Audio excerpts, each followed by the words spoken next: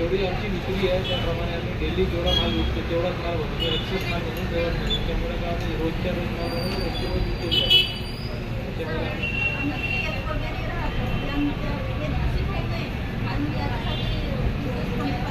त्याच्यासाठी आम्ही एक तर सर्वात पहिले याला कोल्ड थंड याच्या वातावरणात ठेवतो.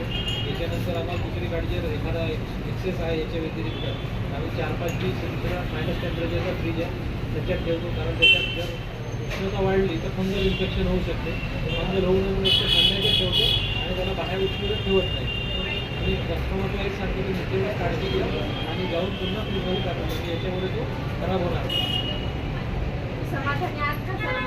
हो, आमच्या पिढी दर पिढी हा बिझनेस आहे आणि आम्ही सुरू आहे.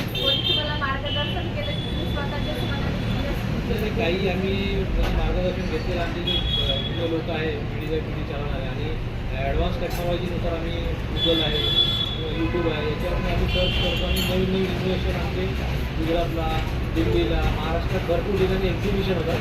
तिथे ह्या गोष्टीबद्दल सांगितलं जाते की तुम्ही त्याच्यात काय समोर इम्प्लिमेंट करून चांगले पदार्थ बनवू शकता, सुरक्षित ठेवू शकता.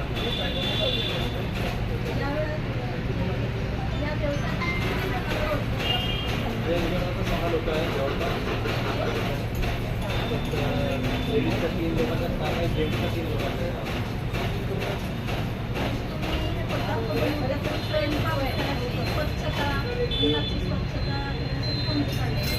रोज गाडी जसं काम संपला पूर्ण दुकानाला वॉश करतो आणि निर्माणी पुरस म्हणजे टोटली क्लीन करतो. प्रत्येक थंडा हा वापराच्या अगोदर आम्ही निर्माणी आणि स्वच्छ पाण्याने धुवून घेतो, नंतरच वापर करतो आणि वापर झाल्यानंतर त्याला पुन्हा स्वच्छ करून वापस आम्ही वाळवून ठेवतो. सगळं इथंच तयार होते. आमच्या वरच्यावर गोडाऊन म्हणजे कारखाना आहे, त्या कारखान्यामध्ये पूर्ण माल भेटतो. विद्यार्थिनींना काय मार्गदर्शन करू शकाल?